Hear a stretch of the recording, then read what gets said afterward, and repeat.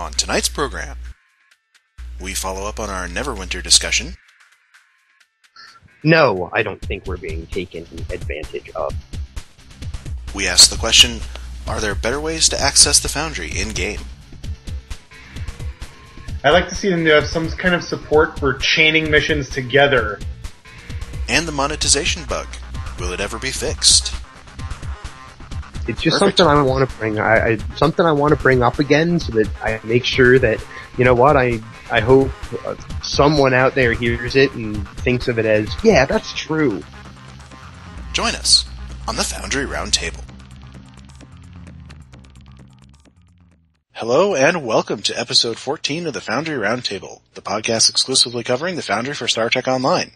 I'm your tame Foundry author, Drogan1701. With me is a man who lapped a Nürburgring in 10 minutes flat in a Fiat Panda, Greendragoon. I don't even know what you just said. Watch more Top Gear, jeez. And we have a man who floats like a butterfly and has to have regular medical treatments for that condition, Hippiejohn. It's good medicine, at least. I have to say, it's good medicine, at least. And with us tonight is founder author Paxfederatica, or who on in-game goes by NCC 89471. Welcome. Thank you. And I'm glad you actually got my username right on the first try. Well, I had to write it down. Yeah. And I want to begin tonight with a bit of a follow-up to last week's discussion about the Neverwinter Foundry. We had a lot of folks chime in on the forums, and I thought Pendra made a very good point. Pendra is not someone who, shall we say, goes to any lengths to conceal his displeasure. So I'll pose this in a more diplomatic version.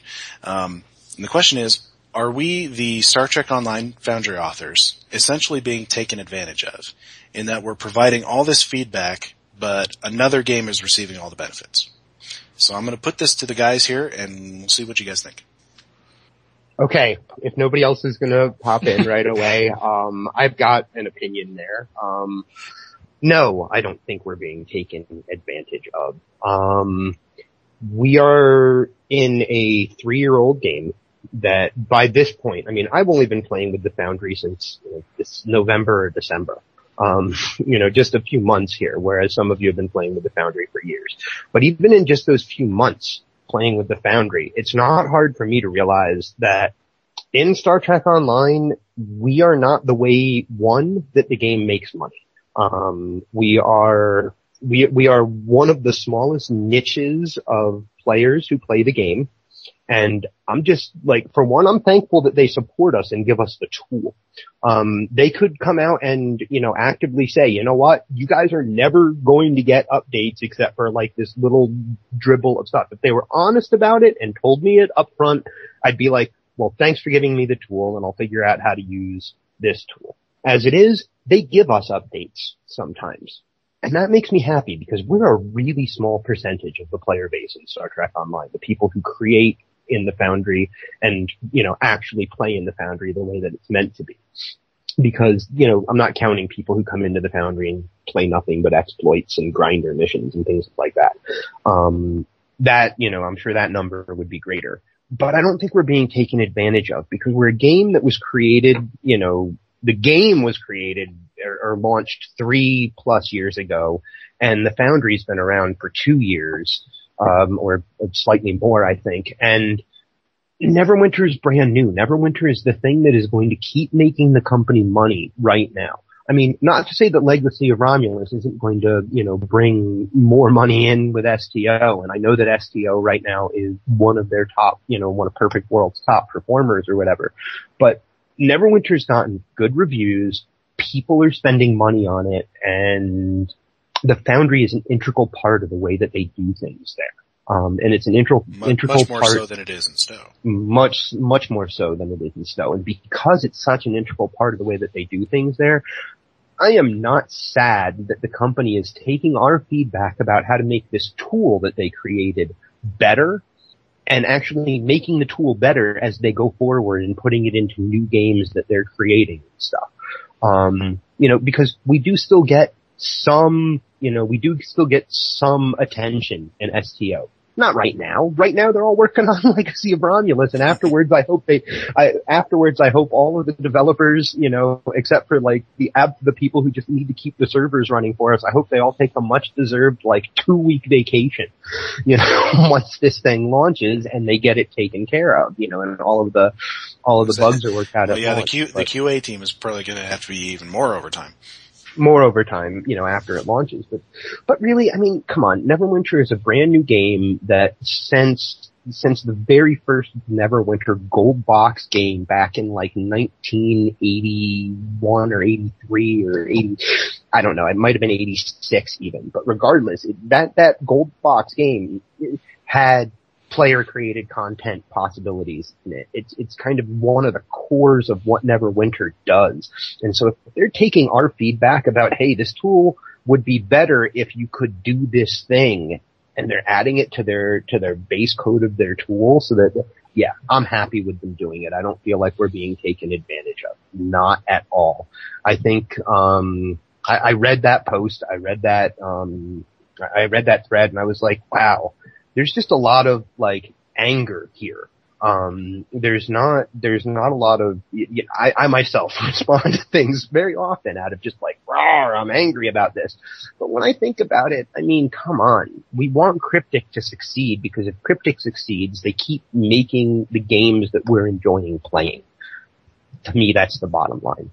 I can't be angry the longer this game is around, the more chance we have of getting some of those features ourselves. Mm-hmm. Exactly. Yeah, and heck, the way I see it, they're using Neverwinter basically as a guinea pig for us. You could put I hope it that so. way. we have had a few features migrate back over. The disappearing NPCs, patrols. Yeah. Those are things that we were specifically told when these were added. It's we've been working on these for Neverwinter, and you get them. Yeah, so, I want to if bugs come up, they'll come up first in Neverwinter, and hopefully that means that they'll have things worked out a little bit better by the time it gets around to Stowe. We can only hope. Yeah. So I want to follow up on what Hippiejohn said, and I will fully admit that there was a certain amount of disappointment when I first got into the Neverwinter Foundry, and I think a little bit of that translated in last week's episode. But I think there are also a few misconceptions that need to be cleared up. First off, the Foundry is by no means the forgotten child of Stowe. In fact, I have a feeling that a fair chunk of the dev team look on the Foundry actually rather highly. Now, that said, for the most part, and especially lately, the Foundry is not the Stowe dev team's primary concern. Their primary concern has been to try and get content back coming out. Because, if you think about it, before New Romulus came out, we had, one featured episode series back in March of last year? Something like and that. And before that, there was a massive gap where the content drought. Yeah, where basically during the whole sale of Cryptic. So this expansion is basically Cryptic's big chance to get back into pushing out major content, which is, in all honesty, needs to be their top priority. Now, second of all, I want to dispel the idea that the Foundry provides no value to Cryptic, and I don't believe that's true. I don't believe the devs believe that's true. The Foundry does provide value to the game as secondary content. And the devs know this. It's sort of indirect. It is. It makes the game as a whole better. It's an indirect value. Even if it doesn't by itself bring in cash. Money. Yeah. It adds ancillary value to the game. Which makes it, and I think Dan has even been on record of saying this, is something very challenging to explain to his higher ups. But nevertheless, it does bring an ancillary value to the game, which in turn keeps people playing and in turn brings money back into the coffers of Cryptic. Thirdly, I'm a great example. I was ready to turn the game off. Now I'm, almost ready to buy a lifetime subscription. It's just, saving money. So thirdly, and this is kind of a truth of the matter. If you remember back when all of this new, Legacy of Romulus stuff was announced, the Klingons were kind of bummed that they were not getting their own push. And the truth of the matter is that the Klingons, they are. Cryptic is definitely using this Legacy of Romulus to push back content for the Klingons. But they are not the focus of it because they are an existing faction. It is much harder to market an existing product that's been improved over a new product. So right now, as Hippiejohn said, Neverwinter is the new thing. And so it is getting primary development. It's just the way it is. It's the way, as a business, they have to work. I mean, you gotta think of the mind of the average consumer, and think of how they have want new stuff instead of revamped old stuff. Now, if you're smart, you take those advantages and push it back into your existing products. Cryptic seems to be very much a proponent of the idea of develop once and then distribute. You'll see many times where they will try and develop a new piece of tech on one game and then push it to other games. And the Foundry is no exception. A lot of times over in Champions Online, there will be people asking, when do we get the Foundry? And the answer is... that'd be an excellent game for the Foundry. Yeah, but the answer is, they would be foolish to try and push the Foundry to Champions before they have a good completed version. And up until Neverwinter's, and even probably still a little bit on Neverwinter yet, the Foundry has been very much a tool in development. So nothing that they would have pushed would have been in a prime completed state. Yeah, I mean, we were specifically the beta test. Yeah. And we were told and still are. Yeah, and then the devs have even said before in the past that the success of the Foundry and Stowe is what pushed them to develop the Foundry for Neverwinter. And in fact, before Perfect World came along and said, hey, no, you really need to have real content, they were planning to make the Foundry the central primary source of content for Neverwinter. That would have been terrible. Yeah, that would have been terrible. Yeah, I don't think that's a good way to do it, but... Yeah, no, I'm glad Perfect World stepped in and said, hey, this isn't going to work. But it shows that Cryptic does realize the value of the Foundry. One last thing I'm going to say is there is one big difference between Neverwinter and Stowe when it comes to the Foundry, and that is that Stowe's Foundry is active.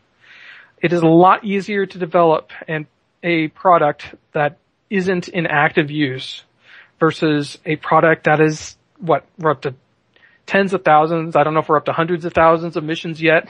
And every time they try to push I can't a remember new what update, the number was. They have said before, but I can't. Yeah, I think it's between 50 and 100,000.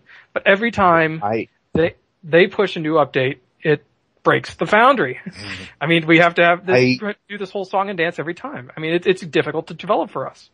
I heartily suggest that one of the reasons that we have not seen a major Foundry update that includes some of this new stuff that they've been developing. One, of course, they haven't had the time to do it, but I also think that adding all of that new tech, I mean, like last week we said it looks like the same tool with a different coat of paint. You know, it looks like, at its core, there's a lot of stuff. Pretty much it is. But there's honestly a 3D preview mode. They've told us that's not possible. They've out and out said we can't do that in Stowe. Maybe we can't do that in STO. Well, maybe as somebody once the told way me, to do it would be update the whole Foundry, and that would mean making, like they just did on Tribble, everything you've ever done on Tribble is gone. I remember when I first signed up for Tribble, they gave me 20,000 free Zen points. I spent most of them. Everything I bought, it's like I never bought it.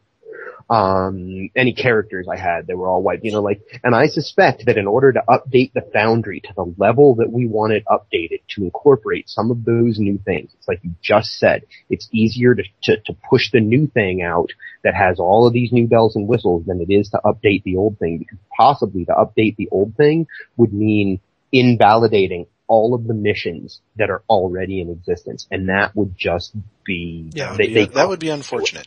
I mean, and there was somebody in that big thread, which was essentially, why are you wiping my character thread, down in the, Tribble forums that said, nobody's gonna complain if they wipe the Foundry missions in the live. And I thought to myself, facepalm, there would be huge amounts of complaints. You have put hundreds and hundreds of hours into these missions. And I suspect that in order to get such a major update to the Foundry would require something like that, and that's why they're trying to figure out, we've got to figure out a way to do it without doing that. I mean, best case scenario, you would have it where it would just unpublish everything and you would have to manually republish and fix all the inconsistencies it would create in your mission. Yeah. I mean, rather than a wipe. That would be the sort of the best case scenario. It could be possible that the piecemeal method we've been seeing is actually an attempt to very slowly port the Neverwinter Foundry over just so they don't break everything at once. Do it one thing at a time, and so people can start. Okay, this little bit of code, put it in. It didn't horribly destroy everything. Okay, next piece of code. Oh, that's causing problems. We got to fix it. Retweak it. And of course, they all have caused problems. Each one of them. Yeah. Mm-hmm. Every one of them bringing it in is in some way right broken. So one last thing I want to touch, something you said, Drogan, is about them stating that the 3D editor was impossible. Funny enough, back when there was a forum post that one of the devs, and I can't remember who, basically sat down and explained to us why a 3D editor wasn't feasible. And it basically came down to rendering modes. That there were basically 3 types of rendering modes that occurred in the game. And I'm trying to recite all this off memory, but one mode was basically what we consider live. All the specific assets get loaded in for real-time playback, and we have that. But the downside of that is the more assets you try to load in, the more the memory gets out of control, and you can't have everything in. The other mode is what the devs use, and is both extremely memory intensive and really buggy. I think the dev pretty much admitted that they deal with crashes on their own tools. And I think there was a third mode that was really good about loading in new assets, but couldn't do very many assets at once. So in a sense, what the Neverwinter 3D editor does is it kind of skirts this issue by trying to do the 3D editing in the live rendering mode, where, and it gets around this by basically it doesn't load in new assets. It can't do that. Yeah, it can only tweak what's already there. So in a sense, this 3D editor is literally a workaround of the explanation they gave us as to why we couldn't have a 3D editor. And for the sake of that post, I mean, this was, a year or two ago? It basically... Yeah, I think that this comes up every so often because everybody wants it, so... But yeah, at the time they were talking about basically having a 3D version of the 2D editor that we currently have. And as far as I know, that is still not possible. I mean, our poor little consumer computers just couldn't handle a tool like that. Couldn't do it, yeah. Well, I was told once, and it was sort of a joke, but only sort of, that when a computer programmer tells you something is impossible, that's just code for don't bother me with that right now. It is. And I think to some extent that's true because there are 2 things that I know of that they have told us are impossible that they've put in. One is logging out to character select instead of completely logging out. I remember them telling me that was impossible. And the other one was disappearing NPCs. Well, the character login was impossible because they would require changes to the login server, which they ended up making. Yeah. It's essentially nothing is impossible. Nothing is impossible, but it either comes down to too much time or... They're only impossible until they're not, is the quote you're looking for. There you go. Yeah. Hard. Alright, well, let's move on to what we've been working on. And as our guest, Pax, why don't you go first? Okay, I got 2 things actually to talk about. First, as far as actually being logged into the Foundry itself, I've been regularly revisiting and tweaking my Ghost of War series. In particular, the climactic battle royale sequence at the end of part 6, which I've been getting a lot of feedback and complaints about, that has been a particularly tricky one to get right. But I think I finally managed to do that. That's one of the more complex set pieces that I've ever done. What sort of complaints? Basically that it's too hard to complete as far as defeating the last 2 mobs and getting out. So one change that someone suggested that seems to have worked out finally well, just adding another respawn point in between the 2 generators Before I was just having you respawn back at the original spawn point and then having to basically fight your way past the two guys again. And instead, by respawning between the two generators, you have a quicker path out. So you can usually kind of sneak past those last mobs instead of having to literally fight your way past them. And the other thing, the main thing I've been working on lately is I've begun starting writing a mission outline, and I'm about 40% of the way through it for part 1 of my Romulan prequel trilogy. It's a prequel to the Ghost of War series. I've tentatively titled the series Valley of the Shadow, and it'll feature a lot of the same characters and locales that have been seen in Ghost of War parts 1 through 3, and it'll also feature the same MacGuffin, the Thaleron satellite weapon system that was stolen and used by the villains in that series. But in Valley of the Shadow, we're going to see this weapon system used, or at least threatened to be used, the way it was originally intended. In part 2 of Ghost of War, I said that I had revealed that this Thaleron weapon system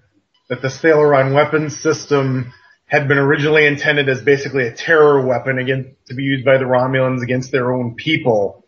And once the Legacy of Romulus came out, once that backstory came out, I should say, it occurred to me how well that dovetails in with my own Ghosts of War backstory. So I figured that would be the basis of my prequel trilogy. And as I said during our pre-recording little rap session, I'm probably going to do my first ever attempt at a fully custom interior map as part of this series. And that's probably going to take longer than anything to develop. It's a big step. It's like graduation day. Now these prequel missions, are you going to do them geared towards Romulan players, or are they just going to Romulan antagonists? It's going to be a Romulan player mission. My trilogy is going to be designed for Federation allied Romulan players, though I may do a Klingon version sometime in the future. Well, they tell us eventually that we'll be able to make missions for that all Romulan players will be able to see. Oh, okay. So I guess hopefully at some point you'll be able to sort of convert that. Yeah. At first, though, it'll be just for the Federation side. Yeah, I think Federation allies, I should say. Well, sounds good. Hippie, what have you been working on? Sorry, I had myself on mute and I was sitting here taking notes about stuff I want to talk about later. What have I been working on? Recently, I found, I've told people that I've been working, I have this 4-part series that I know the exact moment that it ends, and I hopefully the impact is great. And I've taken the time, for some reason this series is important to me, and I've taken the time, write out all of the dialogue, and in some cases just some of the things that are happening. I've taken the time to really plan out how this is going to be before I put it all into the editor. And this week I've been the first mission has almost all of the dialogue in it at this point, and I've been putting a lot of dialogue into the story, and I realized that even though I thought I was done, that once I got into the editor and I was choosing the emotive face of the NPC that they're talking to, or just seeing the face of the NPC that they're talking to, or testing a map and walking through the missions to see the dialogue and check myself for spelling and all of that, that the characters take on a life of their own that they didn't have on a piece of paper when I wasn't looking at them. And I'm adding new bits of dialogue and in some cases whole new things that are going to be happening because characters are actually occurring to me. So the experience of trying to translate something that I had written out of the editor into the editor and having the editor become a catalyst for new parts of the story has been very cool. That's really what I've been working on. Like I said, almost the entire first mission now has the dialogue in it. So I've been having fun with the personalities of NPCs that exist on cryptic maps. If I had to say, if I see people post teases and like images and stuff like that from their series, and in this case, all I can say is having put the dialogue in there, realizing that at some point you're going to look at Admiral Quinn and say, medical supplies, missing medical supplies. You called me away from the war front for medical supplies. That's, that, or something along those lines. I haven't quite finished it. Like, really, that, like, you get summoned back to Earth, that's your tease. You get summoned back to Earth space dock because of missing medical supplies. You're called away from all of your other missions, specifically by Admiral Quinn, for missing medical supplies. There's your tease for that. But having been playing with that dialogue has been really fun. A lot of new things have occurred. I also started kind of drafting out the basics of what's going to be a done-in-one Romulan story. That the story really, it wasn't one of those where the last scene occurred to me. Just listening to a song, title occurred to me, and I was like, wow, this title really kind of strikes me as a good title for a Romulan mission, and I just let that simmer for a while and finally came up with a mission. And so I've started doing the story breakdown and deciding whether or not I want to make it for Fed Allied Romulans or KDF Allied Romulans. And the title of it is going to be The Romance of Sadness. So beyond that, that's what I've been working on. That's it. That same thing kind of happened to me a while back. As I was listening to a song and I was like, it just inspired me to make a Foundry mission. And I think I completely stopped making the one I had been working on and started and finished this new one just in about, 3 weeks. So, I mean, we're not the only nothing ones like inspiration. We're not the only ones to do that, of course. There was, of course, Raktajino in a jar. Even though that analogy is somewhat off, Raktajino is Klingon coffee, not whiskey. But still, yeah. It was the more recognizable thing. Chektlu, which is Klingon whiskey that was seen at Chektlu in a jar. Yeah. That's what Worf was drinking in front of, or not really drinking, but he introduced that Irish dude to it and Up the Long Ladder. Mm-hmm. See, I have not watched that one in a long, long time. All right, Greendragoon, what have you been working on? Well, what am I always working on? I was going to say, wait, before you get started, how is part 2 coming? Yeah, when's part 2 going to be out? Hopefully the same time I said before, but it's tough keeping up. I finally got that one conversation rewritten. It's in. It might get rewritten later, but for the moment it's in and it makes mostly sense. I got map 5 finally done, and I'm now working on map 6, designing a runabout impulse engine that you need to take apart. And you're being very technical about this, aren't you? Oh yeah. Well, I've got the DS9 technical manual, which has all of these very wonderful pictures of all of these runabout parts. And I made the mistake in part 1 of saying what was wrong with the runabout. And now you need to fix it, which means you have to do all of these specific things. And I've got illustrations showing me what these things look like. So now I gotta build them in the Foundry using the parts that I have. Oh, that's awesome. Set a nice little challenge for yourself there. Yeah. Well, Horde eggs are becoming fusion reactors. I think I just found a use for the mess hall bowl, which happens to be a perfect size to hold a fusion reactor Horde egg. Awesome. Very awesome. Scrambled fusion reactor. Oh yeah. Has so many uses. Well, I haven't done much work in the Foundry, but I've been doing some more writing on my upcoming mission, which has a title. I'm calling it Sympathy for the Devil. This is going to be the one about Major Recall. Because I'm going to make her a somewhat sympathetic figure. I'm not going to make her a straight villain. She's got her own agenda. She pursues it ruthlessly, but it's not necessarily an evil agenda. And I've been working on her backstory, and I think I found an interesting way to put it. Because I've been writing it in log entries. And you are going to discover these log entries as you go through her lair, which is a crashed space station, a TOS space station that crashed on a planet, is decently intact, and you will be going through this space station, at the various levels of the space station, and you'll be able to interact with consoles, and you'll discover these log entries in reverse order.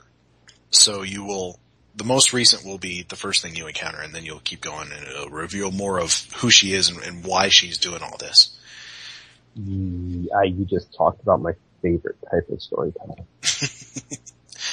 Which is the playing around, but in this case, what you just said, completely reversing and revealing the story in reverse, like knowing. I love the story where you know the final outcome and you learn how the final outcome occurred. Like you learn, or you meet this person and find out everything about who they are, and you're like, holy crap, this is who that person is. And then the next whole bunch of storytelling is how they got to be who they are. And the stuff that led up to it. And that kind of playing around with time in order to tell a story, I love it. Whether it's in like journal entries or flashbacks or whatever, that's some of my favorite kind of ways to reveal character and, like mystery and things like that. So I can't wait to read what you write. It's been interesting, writing this, because I'm writing it in regular chronological order, and it's going to be told you're going to encounter it in reverse chronological order, so. Yeah, you need to kind of put in certain allusions that'll get referenced backwards. What I'll probably have to do is sort of write it all out and then go back through it and make sure that, exactly like you said, there's common threads throughout, and make sure that it all makes sense. Mm-hmm. There's going to be a big plot twist, but I think as I'm envisioning it now, you will know it before you get to these. But I'm not sure about that. We'll see. There's still a lot up in the air about this mission. I have generally the beginning and the end, but I don't have a lot in the middle yet. We shall see. I do have some built. I've shown you a screenshot, Dragoon, of my crashed space station, which taken a lot of inspiration from your crashed starship, I might add. Because you have a whole bunch of new TOS elements to work with now. Yes, and those are absolutely fantastic for working on these. I love them. and big thanks to the guys in that thread that I created. I can't remember. I think it might have been Star Destroyer 001 who came up with the back side of the bar to use for walls. Yeah. Oh yeah. that Try is backside of cells too. Mm-hmm. Backside of cells works well sometimes. Yeah, I'll have to check that one out. Because it might be good to have some variety in my walls. Because you just have the same wall all the time. It gets a little boring. But the really cool thing about this space station is going to be half flooded, which I think I've told you guys about before. I've taken that meadow clearing map, which has some water on it, and part of this is going to be sunk down into that water. Yeah. Which I think would make it very cool. Yeah, I bet you could slowly lower the height of your building blocks, and so that just enough that the player doesn't really notice that they're actually descending, but that slowly the water keeps getting deeper. That would be cool, except it doesn't quite get deep enough on that map to make it seem like it's going to fill up entirely, and there's a sense of danger, I think. Well, there's a question. But there might be another map that can. I was going to say, if it doesn't get deep enough on that map, there's a question. Does anyone know what map that the water does get deep enough that it goes over the player's head? I don't know if it goes over the player's head anywhere, but it gets pretty high. I mean, especially on the Ryza map. Might be Ryza, yeah. I was going to say Ryza. The further you get out from the shore. I'll have to check that out. Because as it stands now, I could probably just select it all, copy and paste onto the other map. After people listen to the show, if you happen to know which map out there has please put that in there for me. Put them in the thread. Because how cool would that be to have it slowly sinking? Mm-hmm. Yeah. Yeah, I don't know that you could, for story purposes, that you could ever have it fully come over your character's head, because it basically means that the character's drowning. Yeah, and of course it wouldn't kill you, because it can't. But you could do it where it looks like certain sections of the wonder how the halls are like running down, except that it's just water, so it looks like it's running into the water. I wonder about that water, in the map with the Barge of the Dead. That might work. Would have to check that out. That might be really deep. Did I mention that Neverwinter has placeable water objects? Shut up. Alright, so I have to admit, another thing that I've been doing, like, I stuck to STO. The other thing I've been doing this week is I've been creating things in the Neverwinter Foundry because my gaming group, my weekly tabletop gaming group decided that we're all going to download Neverwinter, and as the DM, I'm going, because we're losing 2 of our gaming group, by the end of the year. A couple of people one guy graduating from graduate school, and he has a job offer in Texas. He's going to become like super scientist guy. So we're losing 2 people, and we're going to use Neverwinter, because I know how to use a Foundry. I'm going to create a campaign on Neverwinter specifically for our group, which is going to be the other thing I've been doing. I like that. So I've been really enjoying Neverwinter.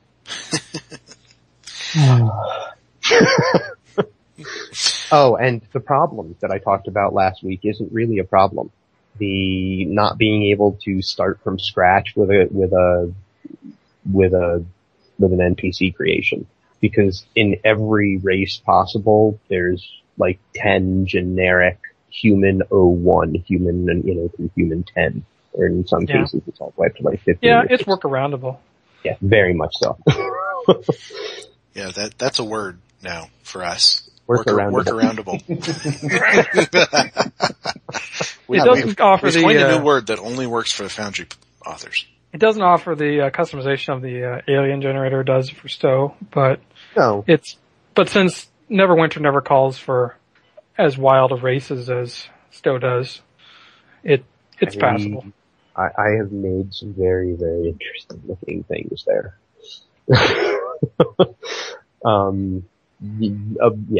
Applying various monster stances to different races makes for some very awesome, interesting characters.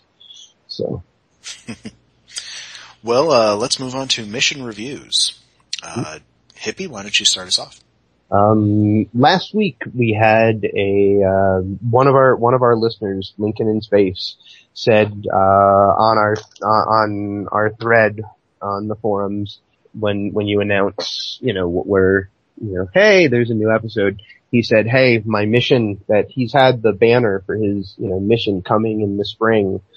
He's had that up for a while, months on the forums, and he said, when he responded to the last show, he was like, hey guys, my mission is finally up. I'd love to hear your feedback. What do you have to say? And I had time, I think it was yesterday or the day before, I was like, okay, I have time to really, give this thing, a in-depth, the kind of, I sit down and take notes about every map kind of review. Now, I don't want to go into that much in-depth, of a review. That would take, an hour. But, I know the guy listens to this show. Drop me a friend request in game at Hippiejohn, Hippiejohn, and run through the mission with me so I can point some of these things out to you. Cause some of it, a lot of the notes that I ended up taking are little things that happen, that could be fixed. And in some cases I'll talk about, something that feels like a little thing that actually, that actually in the mission occurs as a big thing. And, I guess the first thing that I would say about the mission is that, once I said, all right, suspend my disbelief here and make, accept this as the way that this story is being told, I had a really good time. It's a fun mission. It's a cool story. It's got a very, what do I want to say here? Hero type of feel to it. You very much feel like a captain that, by the end of the mission, if you've given up some of the stuff I'm going to talk about here, you feel like by the end of the mission, I felt like I had been a hero that just save the day that my crew would be happy to serve with for the rest of their days. It was really fun in that respect. That aside, there were some things that I had to just kind of let go. The first of and some of it is stuff that we've talked about on the show, so that's one of the reasons I'm going to reference it here is, one of those is both bridge officer and captain dialogue. That is very difficult. And I realized it was going to be difficult for me right from the mission giver dialogue. Because the mission giver, awesomely, is one of my bridge officers giving me a report about this thing that's happening and this thing I'm going to have to do. And it's actually what it is. It's her, or in my case it was a her. I think it would end up being whoever your, shipside science officer is. What it ended up being is it's her personal log about the reason that the captain, it gives a background for where the story is coming from and what happened in the moments before, or the weeks before the story began. The problem is that, like, in this case, in my case, the officer could very easily have talked like that. It just wasn't the way that I would imagine her talking. Had it been my Borg science officer that I got from the Kittimer Accord, I would have been like, what is going on? You know, so it was that case where sometimes the bridge officer dialogue, or the dialogue that was put in my mouth as the captain, was immersion breaking in that it was one of those, my officers would never talk like that, or I would never make this decision with this particular tune. I have another tune that might very well make the decision that I'm kind of being, it's a term in gaming, because I'm, a tabletop gamer and often end up running some of those games.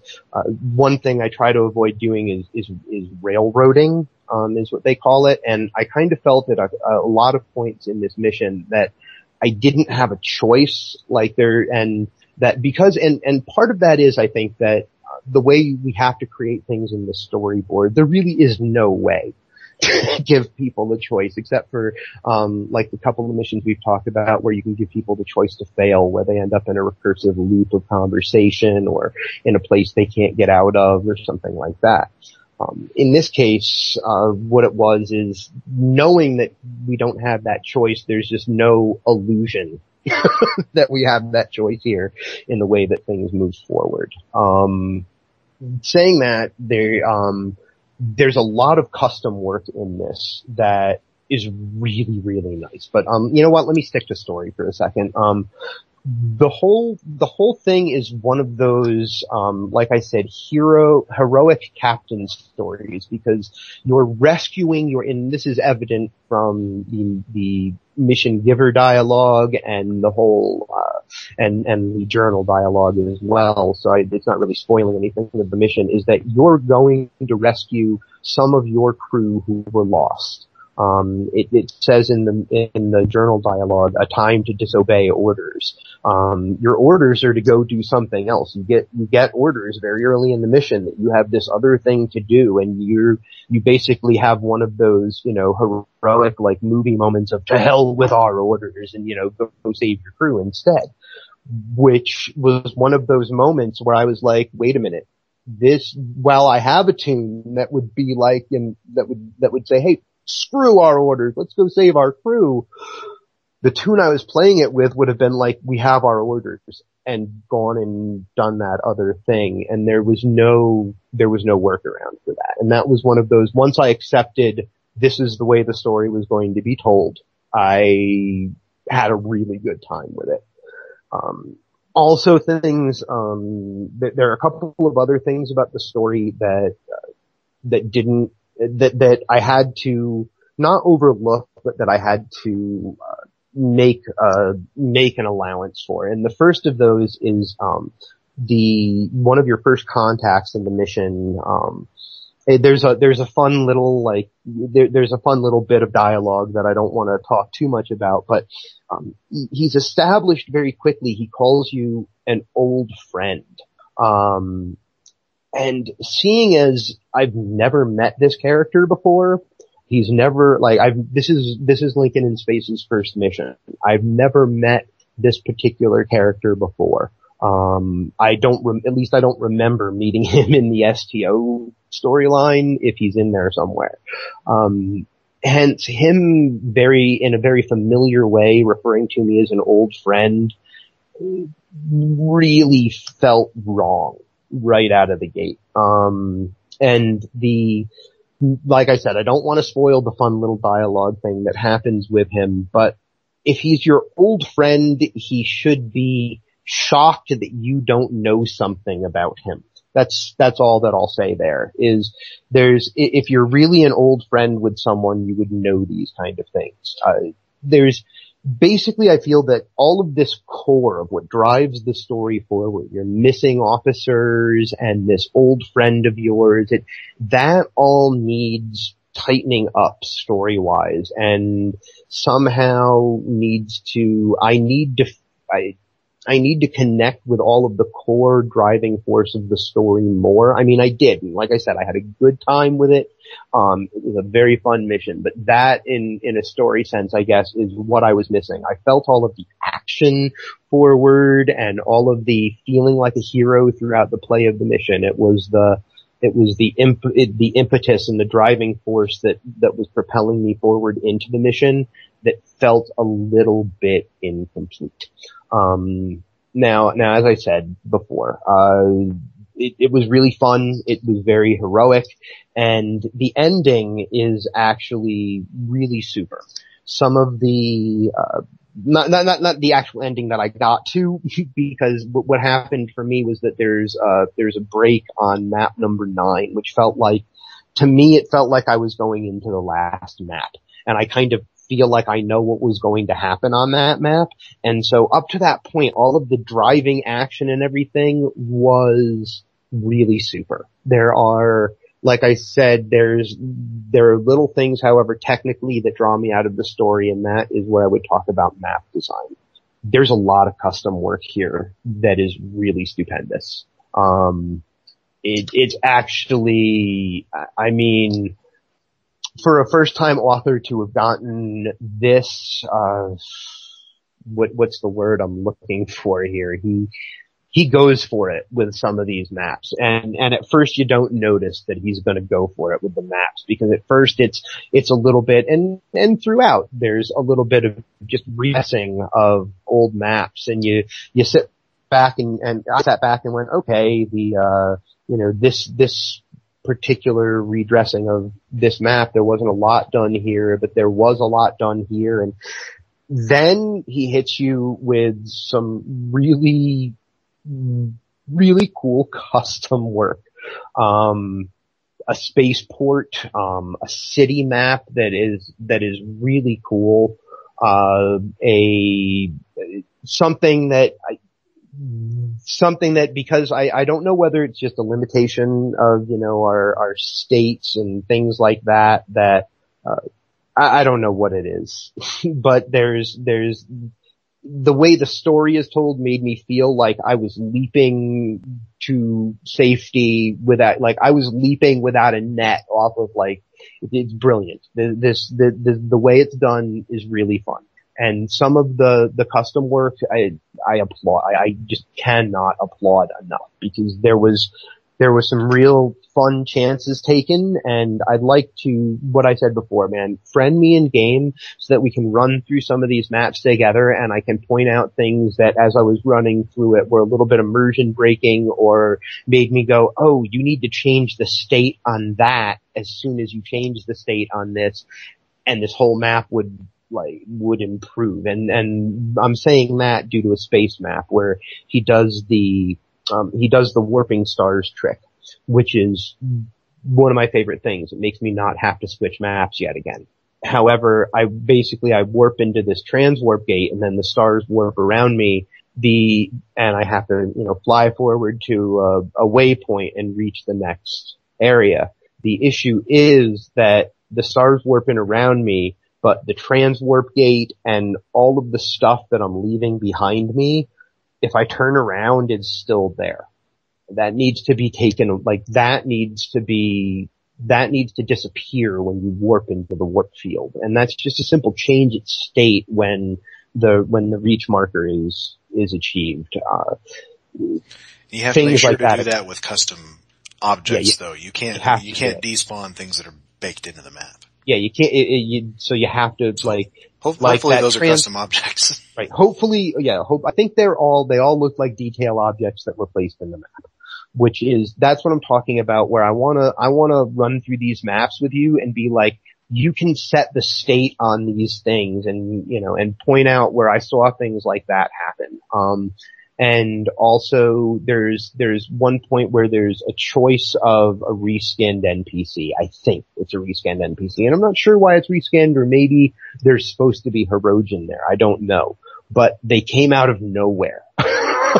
Like there's no indication to me beforehand that there are going to be Hippiejohn there, and all of a sudden, what I think are going to be Cardassians are setting up, and sometimes it's a Cardassian ensign who won't go down no matter how hard my best officers are hitting him with everything they have, and he's setting up Hippiejohn holo projectors. It's a captain mob, reskinned as a Cardassian ensign, and I don't know why that was happening. That could be a bug or something that's occurring. Wonder if he was trying to lower keep the level limit lower? That might be because Hippiejohn are 16 plus. 16 plus rather than a 35 plus in Yeah. Cardassian.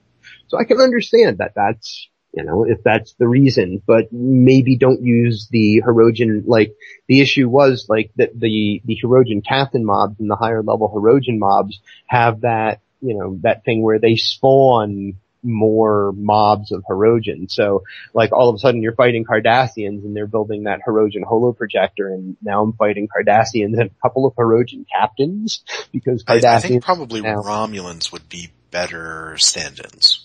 to reskin his Cardassians. To reskin something like that. There are a couple of places on the maps, like I said, and it's all things, please friend me in game, or, in some way I will get this list of little things, like a floating object here and there and things like that worked, that had their own, that I could go on for, like I said, almost 8 pages here of notes of things. One of the big ones is that it occurred so frequently throughout the mission. I do want to touch on it so that you can, if you're listening, Lincoln, if you want to, you can go back and possibly address this. And it happened to me too recently. Is that when they made the change that there was a patch recently that made a change that enemy groups and detail objects and things that you're going to interact with and NPCs that are patrolling around the map, et cetera, all have these ridiculous names. Like each individual actor may be known as Commander Tactical Officer 01, Cardassian Ensign 05, there's console wall large, things. These things were all over the maps, and I'm the kind of guy that clicks on everything. Now, if I weren't the kind of guy that clicked on everything, no big deal. I just like to click on everything that's clickable to see if I can do something with it. And there are a lot of instances throughout. Some places, an obvious rename happened, and other places, an entire security squad has, security officer 01, security officer 03, things like that.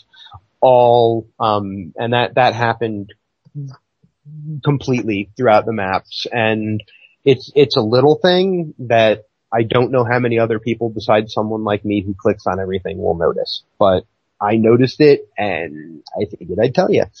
As far as the story and whether I would want to play it, I want the, like I said, I have a tune who would completely make all of the choices that are made in this mission. And I want that, I want to be able to get past map number 9 so I can just finish the thing. Because I had fun with the story and feeling much like it felt like a movie.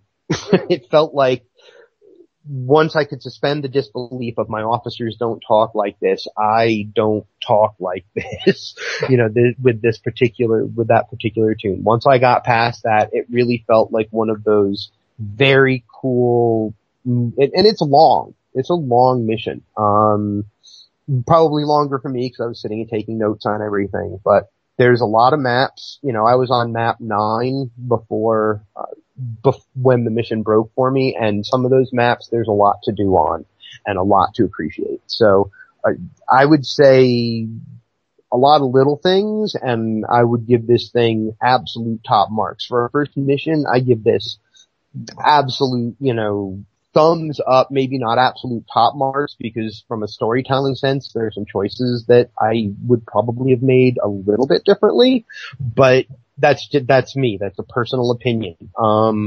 This is certainly a good mission to play, especially if you can, get to the finish of it. And right now it doesn't have a lot of plays. Right now, when I played it, I think I was number 2 or 3 to play it. So, hey folks, go play it, give it a rating, and get it qualifying for awards so that people can play it, because it's certainly a fun story and worth playing. That's what I would have to say about it. Well, I'm going to go next because I have a similar thing to talk about with the mission that I played, which was the Interwarp experiment by AstroRobLA. This is a mission I picked up because I looked at it on the forums, and he has made a really cool poster for it with images and a nice title and a tagline. It's pretty cool. And actually taught me something. I did not know we could post images directly to the mission forum, but apparently you can. So it's like the art forum, you can post pictures. That's great. I'm gonna start making posters. The plot of this mission is essentially you are picked to go and help with a experiment, a highly classified, highly secret experiment that is going to revolutionize space travel. And you have been requested by the lead scientist on this, and the author gives you a personal relationship with this person and a history, and he allows you to choose from 2 possible histories, which I really liked. He allows you to choose that you've either had a rivalry with this person going all the way back to your time at the academy. You were friends, you were lab partners, but you got into this, huge game of one-upsmanship on pranks that almost got you thrown out of the academy several times. And that was the one that I chose. The other option was a romance, that you had been romantically involved with this person, but they broke it off a long time ago. You haven't seen them in a long, long time. Actually, both options, you haven't seen this person in a long time, but they requested you because they know they can trust you. And as you go through this, more of this relationship is revealed. And actually you come to a character resolution as well. It's character development is, you've been holding a grudge against this person for all these years, and you come to a resolution of that if you want to. He allows you to either, reach a mutual respect point or not. You can be completely belligerent and just not have this catharsis at all. And I really liked it. Now I know there's a lot of people who probably wouldn't, because you're ascribing thoughts and feelings to the player character. Some people really, really hate that. Some people, their character is their character. They have very specific ideas of what they would say, how they would say it, how they would react, their whole history. And I completely respect that, but I am not that way. I have some, just kind of idle notions about who my characters are. I'm not married to that. And while I'm playing your Foundry mission, I'm prepared to sort of accept what you want me to accept, as long as it's done well. And I think in this case it is. As for the rest of the mission, the story was really good. It is a part 1, so it ends on a good resolution, but it leaves a lot of things open-ended. It's like, it's like the first Star Wars, where it ends on a really good point, but Darth Vader's still flying off there. He's still alive. The villain isn't dead. It leaves it open. and I really, really looking forward to part 2. I want to play part 2 of this because he leaves you with sufficient suspicion about the characters that you want closure. You want to figure out who these people are, what they want, and I'm not going to ruin any more of the plot for that. For maps, he really utilizes heavily the Defiant interior, which of course, as we all know, is one of the best interiors that we have available for Federation starships. The only downside to the Defiant is that it is very cramped, which is only a problem if you have combat in it, which he does. And, as much as we all like to make fun of Cryptic for their cavernous starship interiors, there was a reason they did that. It's because in the mechanics of the game, you need a fairly open space. The one thing it does do is make combat easier in some cases because the guys are all bunched up. And I don't know about you, but my science character that I was running this on, I have a lot of, I have a minigun, so it does AoE, and I have the one that sets them all on fire, which is AoE and everything like that. So it's just hit. It's like, I hit all this stuff and then they're all dead, which is fine. Combat balance is a really tough thing to do, and I tend not to mark people down for combat balance. He did some custom work, especially in engineering. He made some really cool additions to engineering, which of course, in keeping with this theme of, the scientist is modifying the warp drive of this particular Defiant class ship, very, very heavily. The writing was very good. There was a lot of it. And I don't say that as a negative because it was all pretty well done. He fleshed out all of his characters, especially because, they're going to come up in the future. These are going to be recurring characters. Well, I don't think I have too much more to say. I think it was a really good mission. I encourage everyone to play it.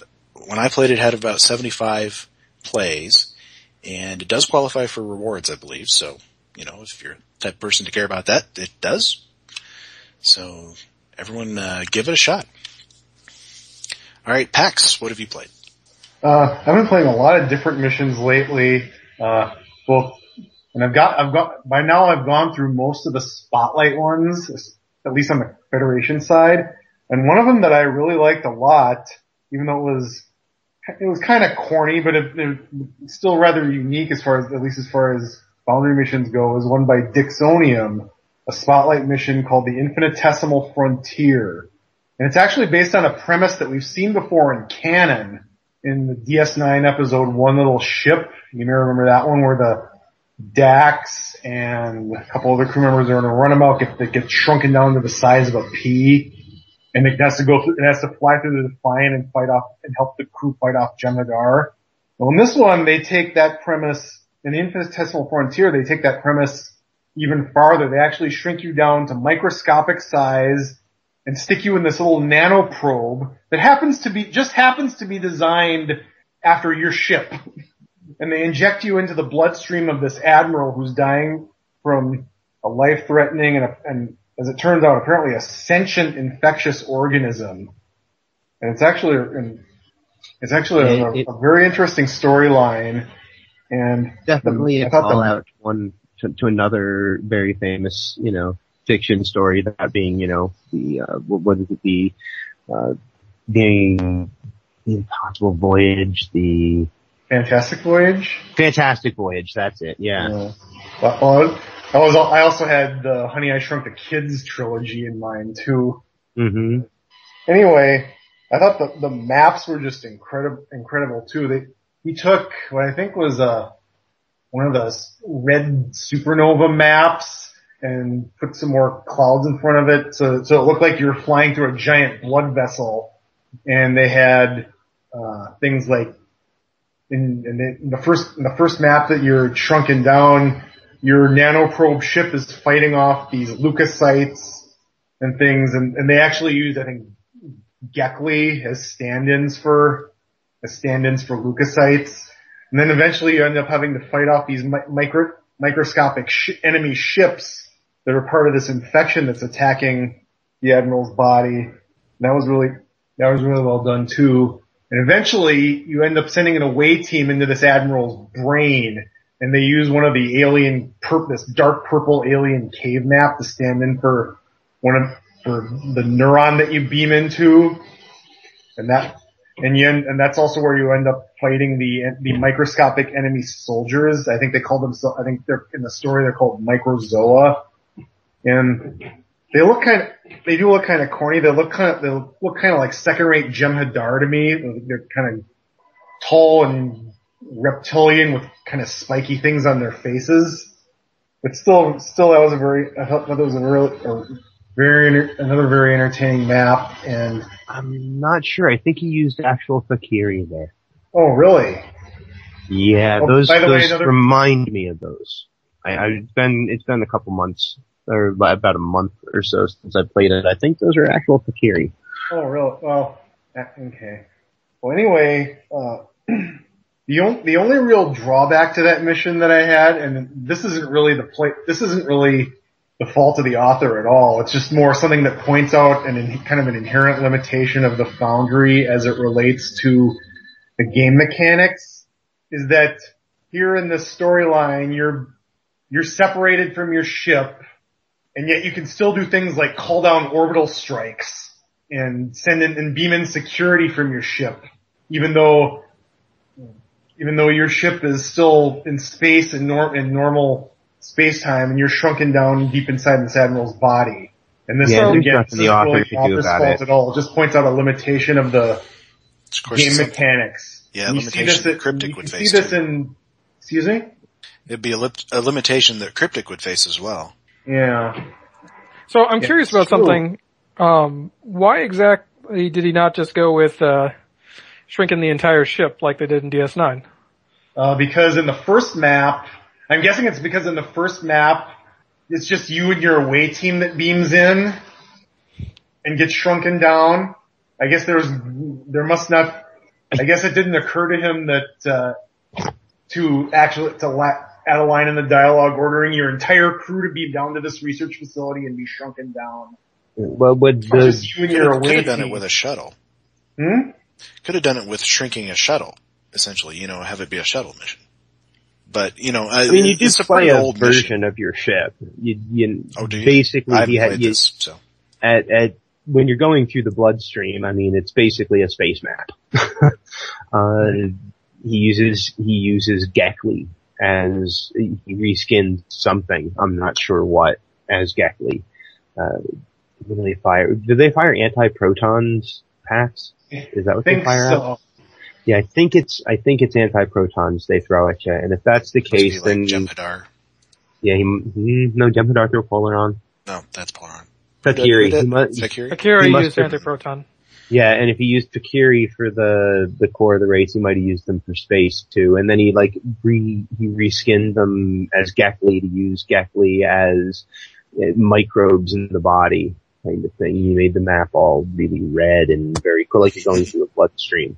Well, so you do have to play a version of your ship that I think he explains away as, some sort of a holographic representation of this small, thing that you're being put into, because you're essentially shrunk down and put in, it's the whole Fantastic Voyage idea. You and your away team are shrunk down and put into and injected into the Admiral, or transported, injected into the Admiral's bloodstream so that you can take care of things, and then this kind of a holographic projection of your ship over the thing that you're going through the bloodstream in. So, you do have a version of your ship in there. I'm just pointing out that, Star Trek has a canon reference for shrinking an entire ship. It might have been easier. Assuming, going back to the point though, that this is a spotlight mission, it's not like you can actually change it. Change it now. Unfortunately. Yeah. By the way, just one more little correction here. You keep referring to and you're hardly alone in doing this. You keep referring to race of the Fakiri. Isn't it actually the Feklari? That I is actually an L. It is an L. It's spelled wrong. It is an L? If it's an L, then I've been saying... Remember, they're named after a canon character named Feklar. Yeah, Feklari. That makes sense. Yeah.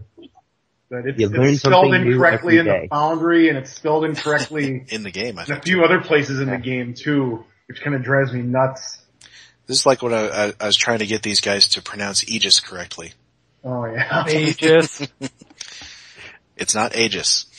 It's got an A on it.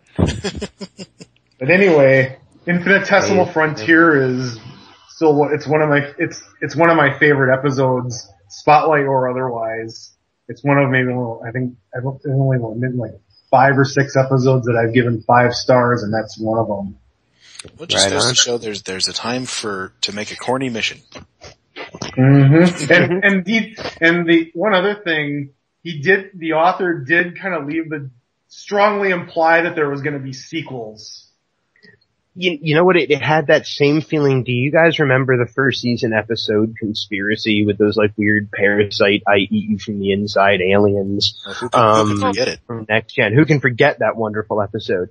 The end of this had that same kind of like ominous, we're out there and we're like microbe people, you'll never see us coming kind of. It was awesome. Yeah. It had that ominous, you'll never know when we're here feeling. It was awesome. Follow your water. Watch what you're drinking.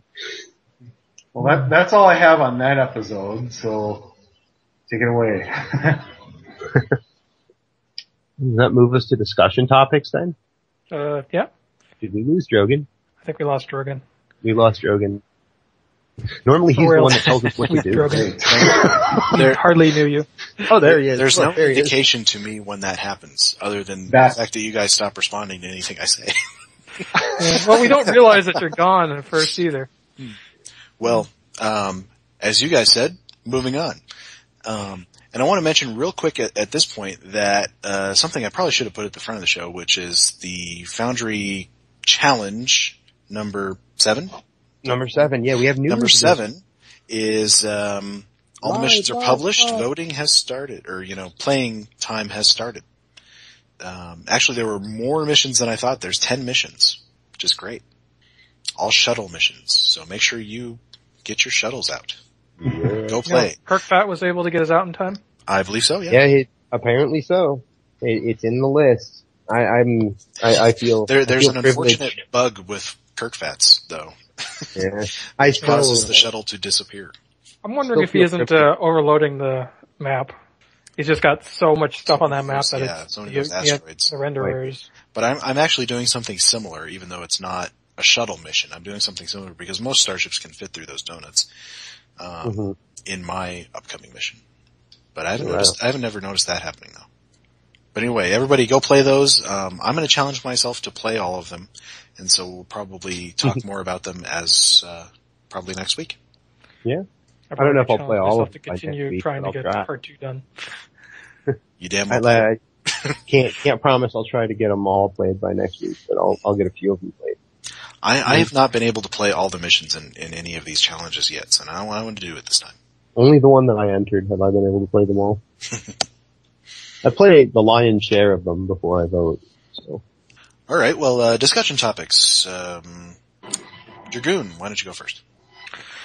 Well, this is I'm kind of wanted to pick something because I did a lot of talking last week. So I wanted something that everyone could talk about. And this is actually a follow-up to last week's conversation of one of the features of the Neverwinter Foundry, which I didn't get around to talking about, was the way in which it presented Foundry missions.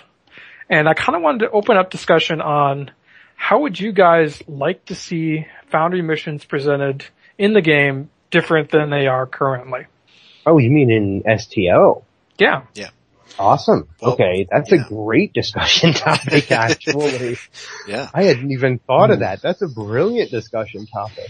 Well, there's an idea that I had a while back that I've said in several formats, that I think, when you come up to a planet in game, when your starship flies up to a planet, there ought to be a little button, there's a little button that says, enter the system or start the mission or whatever it is.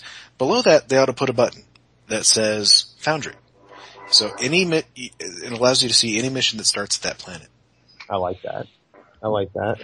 I would go one step further with it because I think your indication here is, I guess part of it is make sure that we need to make sure that people understand how you get Foundry missions in Neverwinter. I assume, I always do this and make assumptions that because all of the podcasts that I listen to and everybody knows these things and everyone's been talking about it, there's a possibility that people don't know how this is working in Neverwinter. And this is true. You should probably explain it. Yeah, in Neverwinter, the Foundry is so integrated into the game, you can end up playing Foundry missions, and unless you know that that you're picking up a Foundry, it can just feel like a part of the game, because you walk up to a job posting board in the town square and say, view job postings, and you look at that, and those job postings, that's the list of Foundry missions. Every zone, every area of the city that you walk into, that you wander into, usually there's a inside of the local tavern or near the gate, there's a well-informed harper or a well-informed barmaid, and you walk up to them and say, hey, what do you know, well-informed person? And that well-informed person turns around and says, here are all of the things that I know that are going on. And then you get a list of just missions. I think you're supposed to get a list of just missions that start in that zone, in that area. In some cases, you get missions that start elsewhere, and I don't know why that happens, but whatever it does. But I think so. It might have something to do with the small number of missions so far. Yeah, the small, like that. There's not a lot of them quite yet, but I think that is, that spirit could easily be brought to STO in more than, from a totally mechanical standpoint, the way that you just said it, Drogan, is, probably the way that it should work, Well, the way I would think of it is it'd be a supplemental thing to the menu that we have now. There'll always be that menu. Yeah, you can get them from that menu, or you can get them on the fly. That menu exists. Okay, that's important to say too. That menu where you can just open up your big journal and go find all the Foundry missions, you can still do that in Neverwinter. You can still just hit their home page, which is by default, it's this page that shows you everything. It's got a way to connect to the queues. It tells you all of the stuff that the calendar page tells you in STO, what events are coming up, what's happening next, what, dungeons are available to you at your level. There's links on that can take you to PvE and PvP queues and Foundry missions and everything. So that page is still there. You can still just open a page and say, what are all of the Foundry missions that are available? That still exists over there in Neverwinter. I think the easiest thing to do would be something along the lines of what you just said, Drogan, where maybe every place that you warp into that has, potential mission contacts or, an area that something begins, when you warp into when you warp out of Earth's space dock and into the Sol sector, there should be a mercenary contractor ship out there and a Starfleet communications relay. And if you connect to the mercenary contractor, you can find all of the grind and combat missions that you want. They're all listed there, at least the ones in Sirius sector. And if you connect with the Starfleet communications relay, you get a list of missions from, story missions ostensibly given by the admiral or whoever the mission giver is. So you just put two pingable contacts at the basic start points of every sector, at least in sector space. Yeah. And then for ground maps, big social maps that have doors, you put a contact in the transporter room of Earth space dock. That would list any mission that starts anywhere on Earth space dock. Anywhere on Earth space dock. You don't need to put one at every door. You just have one per social map. Yeah, and it could simply be on Earth space dock. It could be an admiral's aide or a military contractor or something like that. Yeah, I like it. That's what I would Mako guy. Mako lieutenant. That's what I would do to bring that idea, and I would use it if I were them. In answer to that question, I would use this idea that you're bringing up. How would we bring this kind of integrating it into the game more, further to make Foundry an easier thing to get into. And something that's more out there in the game where you see it more. You see it. And, yeah. That's how I would do it. And I would, at the same time as doing that, I would use it to clean up the UI and and the tagging system and everything else. Because maybe that Starfleet Admiral contractor has, combat and non-combat missions, and it's a simple, you click one of these two buttons. I don't know how hard that would all be for them to do. It's a little checkbox on the main screen that you have to hit before you publish or something like that. So let me throw an idea by you guys. Okay. And this kind of ties in a little bit with the tagging system. How many Foundry missions would you say involve, for instance, a distress call? A fair number. Okay. Yeah. So, staple of Star Trek in general. Yeah. So what if none of you're mine. flying through sector space and a little button pops up on the side that says Red Alert Incoming Distress Call, and you click it, and it chooses from all of these different missions that have been tagged to start with a distress call. And if you do it, you get a little bonus reward or something like that. That's an idea. Okay, so I don't think it would work. Okay, and why don't you? The reason I don't think it would work is, as much as I love us all, I think it's the community that would make it not work. Because while there are people, and a lot of people that we know, that would really tag their missions absolutely appropriately, think of how impossible it was when you first started playing this game, before you knew anything about the Foundry and everything else, to find a fleet that you might want to hang out with if you look at the fleet search bar in the fleet search system. And the reason for that it was so hard to do, is because most fleets tag absolutely everything they can tag as the type of fleet that they are.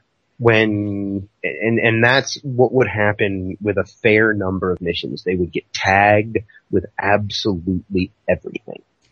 Well, I think you would have to. Yeah, I mean, unless their start is mutually exclusive. You would have to kind of, make some of these mutually exclusive. Like I always thought, as we, have had these huge round and round discussions, / arguments, / protests about Foundry rewards and farming missions and exploit missions. A lot of us have said that, we think that there ought to be essentially some segregated lists of, these are straight combat only missions. These are story missions. And you need to have a checkbox or something that is mutually exclusive. It can only be one or the other. And maybe a little reporting thing where, this mission is mistagged that a player can select. And you have to make some of these mutually exclusive so that you don't get that kind of thing where people are checking everything. Yeah. One thing I've always wanted to how it work. One thing I've always wanted to see them do is, I'd like to see them have some kind of support for chaining missions together. For example, my missions are fairly easy to find. You just search for Ghosts of War because they're called Ghosts of War Part 1, Ghosts of War Part 2, etc., etc. Mm-hmm. But then you have players like Captain Revo who have their mission chains. They all have different titles, so it's not quite so easy to find them. Yeah, what does he call those chains? Well, I think this mission is series. I think that series is called something like Infinite Realities. But there's no way you could find it in the mission title. You have to read the description to. Yeah, the easiest thing to do is just type in the name Captain Revo and then go to his mission list. Neverwinter does have a system for this. They call it campaigns. Yes. Yep. Where it does string your missions together. I'm not sure exactly how it works in practice. It basically means that you have to play them in succession. So Part 2 will not show up for you until you have played Part 1. And also in the mission journal, it lists them together. As it lists this, it says, it'll give you the campaign and then all of the missions involved in that campaign. I really you have on lock. We need that because, I have a 5-part series, which is not up at the moment, but, it's the very first thing I ever made. And I had all kinds of people, lots and lots and lots of people who played Part 5, did not play the rest of it. Huh. Because Part 5 can be rated higher than Part 1's? My Part 5 has like almost 1,000 plays, and the rest are well under that. I should say more than that, almost 1,000 reviews, but not plays. Right. So yeah, I think that is one feature that absolutely, positively, no qualifications about it, needs to come to Star Trek Online. Yeah. Not to mention subscribing to authors. I mean, from me, I think the answer to your question is I want to see Foundry the part of the biggest answer is just simply make it. So I personally hate opening up that like calendar page, my journal, where I can look at all of that stuff. I'd prefer not to do it if I can help it. So I'd love to have a contact on a starbase that I could talk to, and he would tell me every mission that begins on that starbase or at that sector or whatever. Yeah, imagine what Earth Space Dock is like. Yeah. But some of them will be, how many people start their missions on Andoria? Right. Probably not a lot.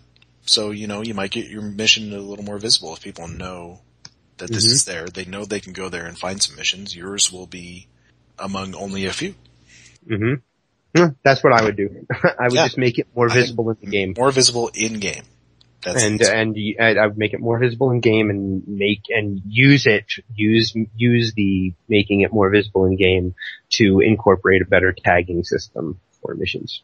That's my answer. That's what I would do. Excellent. All right, Pax, you got a topic for us? Yes, I do. And this relates more to the Legacy of Romulus expansion, and specifically, I'm kind of wondering aloud here what we can expect in the Foundry once we start getting Legacy of Romulus content in the Foundry, because until we at least know what we're going to be getting, actually translating our written missions into actual Foundry content is going to be kind of a dicey proposition. One thing in particular that I'm wondering about is what will Republic NPC mobs look like, either space or ground, and might we even get separate Federation and KDF allied Republic factions for the Foundry? And if we do get separate factions, would they include allied ships? Sort of like the True Way factions we have now, which are a mixture of Cardassian and Jem'Hadar ships. And if we get two Republic factions, would they be friendly to each other? Would they be neutral to each other? Or would they actually attack each other since their respective allies are enemies of each other? Or might their stances toward each other even change depending on whether or not there are allied mobs present? For example, if you have one mob each of the Federation, of Klingon, a Federation allied Romulan, and Klingon allied Romulan, how would the two Romulan mobs get along with each other? That's one unknown. That's one of the many unknowns that we have at this point. Another thing I'm wondering is, will the Republic ships have singularity powers just like the player ships are supposed to? Because that's something that mission authors might find very useful to know beforehand. You need to take into account. Well, I guess the answer to that question, the last question, will be if the NPC mobs in game are going to get them, then the Foundry mobs will get them because they're the same ones. Yeah. So far, if they update the Romulan NPC enemies in game with the singularity powers, then the ones that we place in the Foundry will probably have them. And I don't know if they have done that update.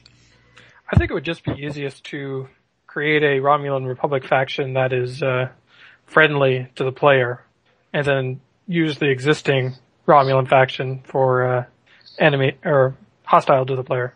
Okay. Yeah, because you can rename the ships. You've got ships out there that already have all of the powers, that have the right kind of weapon type. That using current Romulan ships as enemies for Republic and reskinning them as an enemy Republic ship if you need them to be.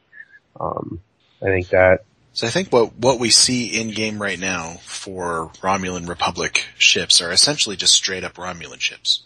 Yeah. As far as NPCs go. I mean, player ships you're going to see whatever. But as far as NPC ships go, you don't really see, except for I think maybe one time in one mission that I know of, a Romulan Republic NPC flying an ally's ship. So I think what they'll probably do is make, for the Romulan faction Foundry missions, they will make a friendly mob that is essentially a carbon copy of the Romulan enemy mobs that we have now. Mm-hmm. That's what I expect they'll do. Just turn it friendly.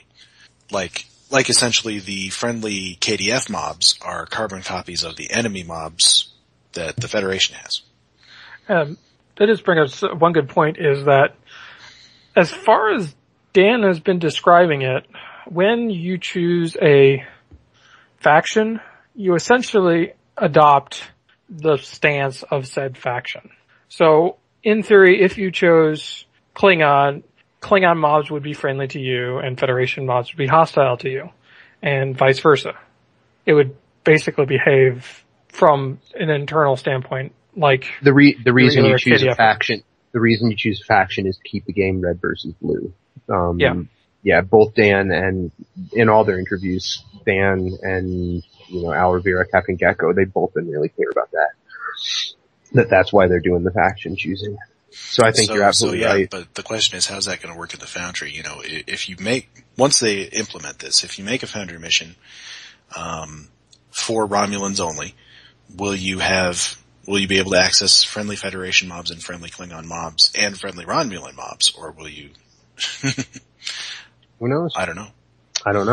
That's a very good question, and I don't know. Obviously, this is something they still probably need to figure out. Yeah, they may have not necessarily put any thought into this. Then again, they may already have a solution. I mean, they clearly, whether you choose KDF or Fed, you play the same set of missions after that. Yeah. I'll tell you what I'd do is I'd have all of it, essentially. I would have, okay, you hit the thing to select the mission to be Romulan. That gives you access to friendly Federation, friendly Klingon, and friendly Romulan mobs. Plus, enemy Federation, enemy Romulan, and enemy Klingon mobs. Separated from each other. So you just have all of it. Yeah. Put down what you want. Ideally, it would work like how a Fed, or how a cryptic Romulan Republic mission works. Yeah. Right. Well, cool. That's what I do, ideally. I don't know. I'm just, however it works, I'm just, fingers crossed to getting all these awesome maps. Now that I've been able to get past the mission I was stuck on them. Yeah, there's even more great stuff past that. There's more great stuff past that, but I maintain the single, it comes down to, for me, the quality of life improvements are the ones that I'm going to note it. I might not out and out go, whoa, but I'm going to notice them in the long run. And I said it when I first started looking at the stuff coming out on Tribble, and I said my favorite thing so far is the new UI. And I maintain that despite how awesome some of the new content is, because it really is astoundingly good. The fact, and this touches on something I heard Gecko say recently in an interview, which was moving forward, the story-based sort of content and the mission-based content that we see is going to start being of the level that we've been seeing. That's super exciting. That's really good news.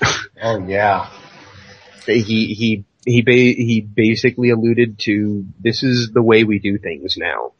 That we're going to see this kind of quality. And I went, my little fan heart went, oh boy, yay!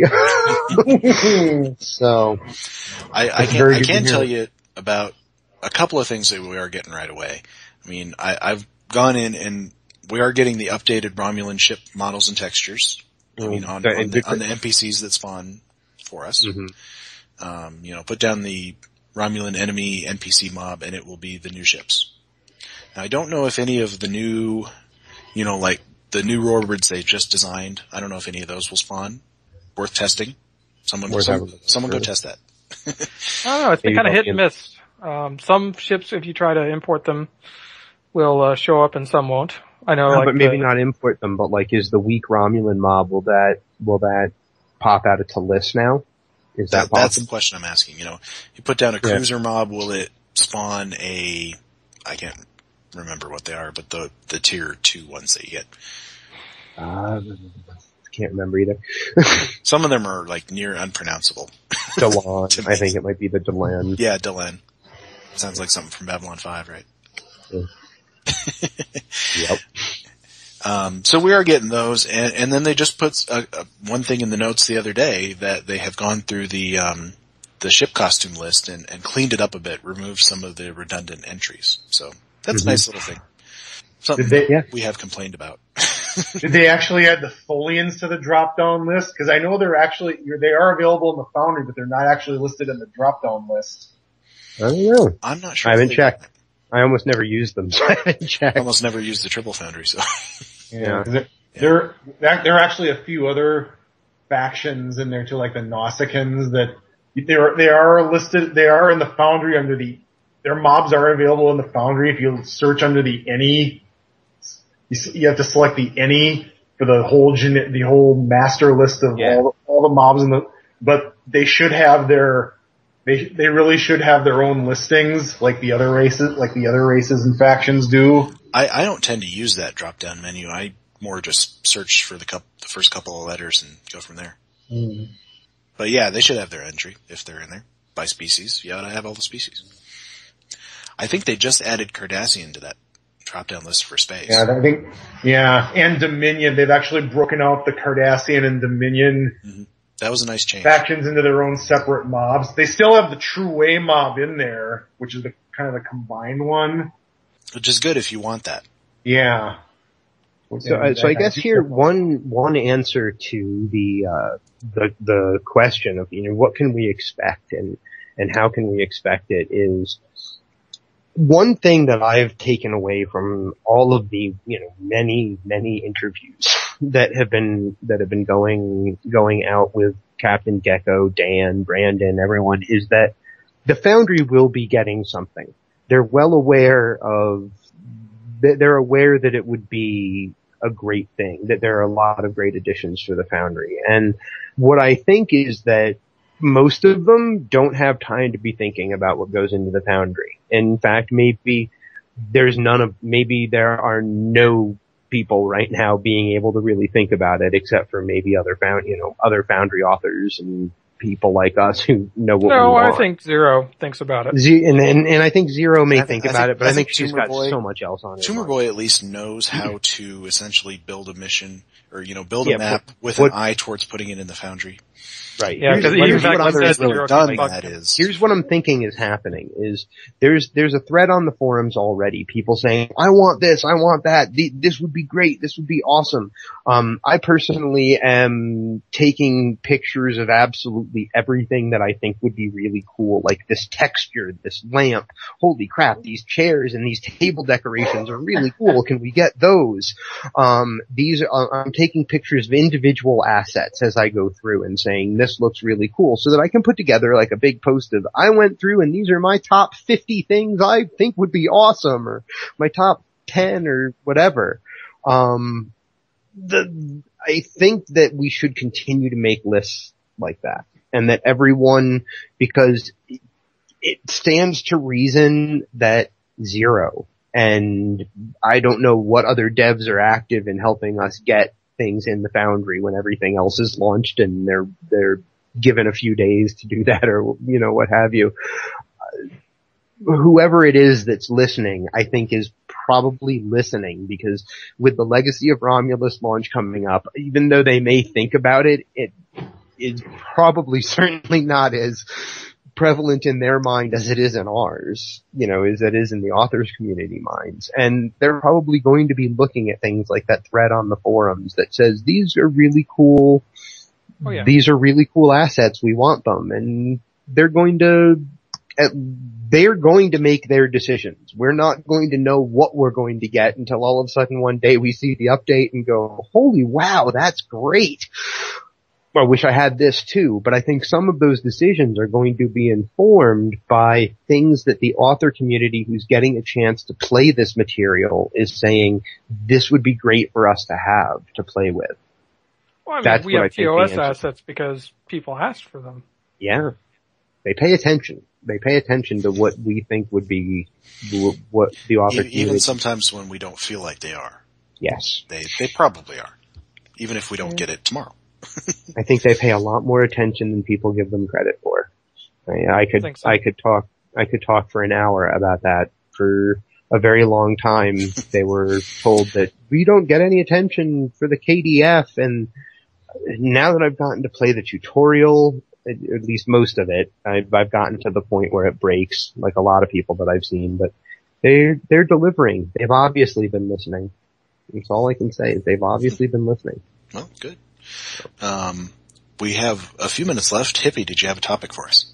I got a really short one, actually. It's just Perfect. something I want to bring, something I want to bring up again so that I make sure that, you know what, I hope someone out there hears it and thinks of it as, yeah, that's true. We've been told, they don't keep telling us, but we've been told that there's no intention to monetize the Foundry. And I believe it. And I believe it. I believe that there's no intention to monetize the Foundry. However, there is a bug. Because they sure would have done it by now. Right, they would have. However, there is a bug that has existed for a long time in STO's Foundry that when I was working on the 28-hour, make a mission overnight challenge that was done by Cerberus Films, when I was working on that, I ran into the bug that exists that has monetized the Foundry already as an author. If I go to the C-store and I buy a Cation or a Pharacin or a joined Trill, then I have that race available to create in the NPC costume creator in the Foundry. Until I spent $625, whatever it cost to get the Pharacin. I didn't care. I may never make one, but I'll use it in the Foundry for sure.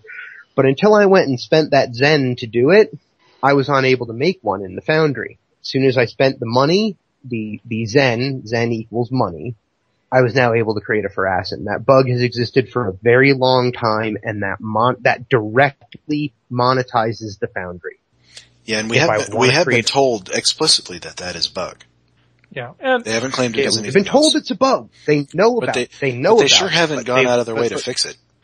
Yeah, so my short make lists out to my short topic is I just want to get this back out there.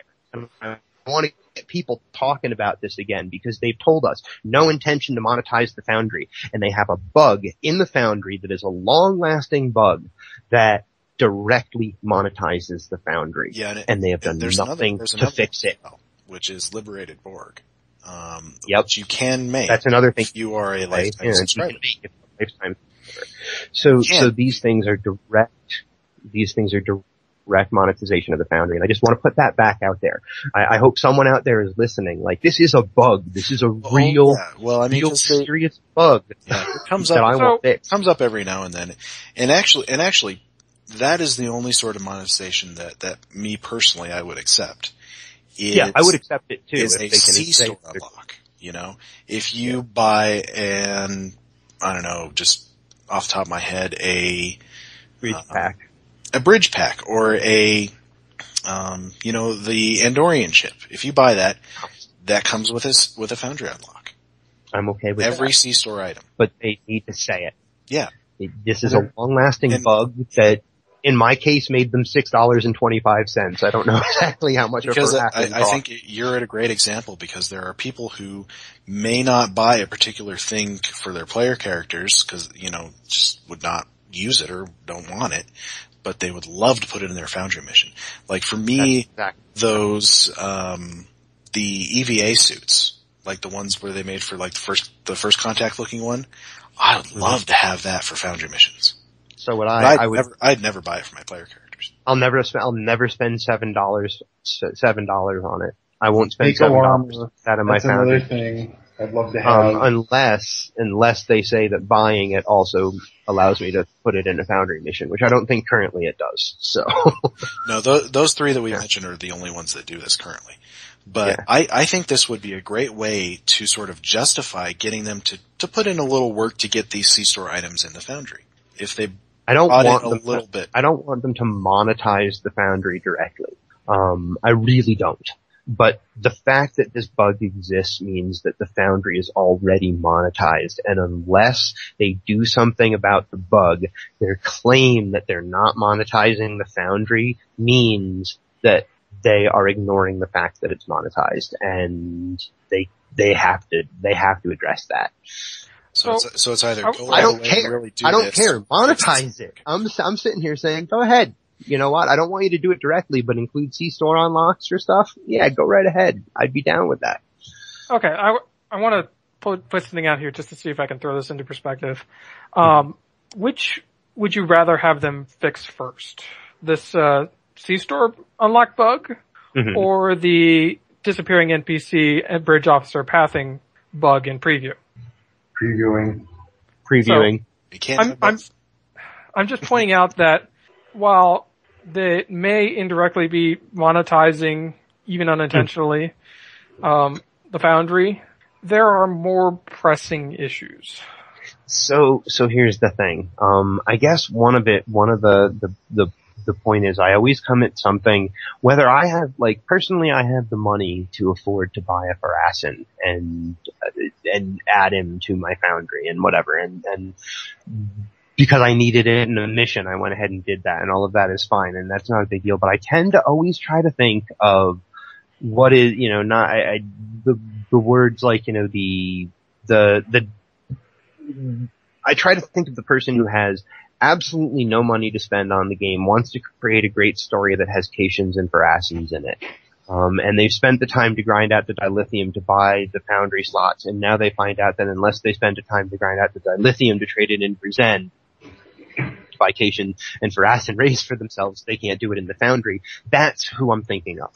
Or they can just use the Cospin import, get around it anyways. Yeah. There is that, but I guess the other thing is that just like with this latest exploit where people were stealing dilithium and dilithium turns into Zen and Zen turns into real money, the second that the two words real money enter into anything that I'm talking about with the free-to-play game, it changes the way that I think about it, and it changes its importance in my mind. Because it contributes to the bottom line. That $6.25 means that the Foundry contributed to their bottom line, which it should, but they say that it doesn't, not in that They way. said it was and a bug. So it's important for me, that this is not working as intended. But how long has that bug existed? How many there's lots of bugs that have gone on that long. I know, it's STO, how many bugs have existed for 3 years. So, I can accept that bugs are gonna exist forever. So I think essentially what doesn't mean I'm not gonna complain about them. I think essentially there are not that many people buying C-Store unlocks just to unlock it in the Foundry. No, probably not. I don't think there are. But maybe if they put some thought into it and pushed it, maybe they would. For other items. You know what? You know what? That's the only reason I'm paying my lifetime subscription. I just want Liberated Borg in the Foundry. That's it. That's the only real reason. Now I have Section 31 costume. I am not convinced that you could ever scrounge up enough Foundry authors to ever make it worth monetizing the Foundry. No, you couldn't. I don't think you could. No, probably not. But you know what? You could. But I think what Drogan is saying is that the C-Store items that already exist, you could sell a whole lot more of them if they came with an optional Foundry unlock. Yeah, but then they would have to make it work. They would allow these to get these items in the Foundry, which we don't have currently, that we want, and a lot of us have bought already in game, and I would hope they would grandfather that in if you've already bought them. Yeah, if it already exists. I'm still just saying that I don't think it would ever be worth it enough for them to pursue that route versus just eventually fixing the bug. So yeah, that's my really short topic, and I know we've got practically no time left. So the only other topic I would have is go to Tribble, make a brand new Klingon character, and play it until it breaks, and then complain about the fact that it broke and you want to do more because they hit it out of the park. I'm a Klingon. You guys know that I'm a KDF fan, and I really enjoy playing my KDF characters, and they hit it out of the park. Yeah, and you don't give your story praise easy. What I've played of the what I've played of the tutorial and knowing what I know of the missions that come after the tutorial from having played them a little bit before, they didn't hit it as far out of the park as they did with the Romulan episodes, but when I hear them say that going forward, these are the quality of episodes and such that we're going to see. When I heard in the interview that I heard Gecko talking about that, he was pretty clear on it's going to be really hard to go back and do that to the Federation stories. But that from here on forward, going forward, this is what we can expect to see when they put out new content. I couldn't be more happy for the future of this game. And really, fan, go try it on Tribble and then convince yourself to play a KDF character on holodeck and come make a fleet with me. I love the KDF. And I think it's great because, the stronger the game is as a whole, the longer it's going to last.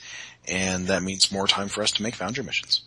I just want to say that having been around since open beta, it has been a pleasure to watch the dev team and the game grow. I mean, this game has literally gone through so many transformations. I mean, it's hard to believe it's the same game. Yeah, it took 3 years to get there, but I think nothing happens overnight. Credit where credit is due. The dev team is so much more better at what they do now than they were when they started. They've really raised the bar. Well, that's a great place to stop for the night. So all right. I would agree. We'll say good night. Thanks for having me. Good night. People. Thanks for coming. Hey, it was great to have you. Yep. Good night, everybody. I'm waiting. Yep.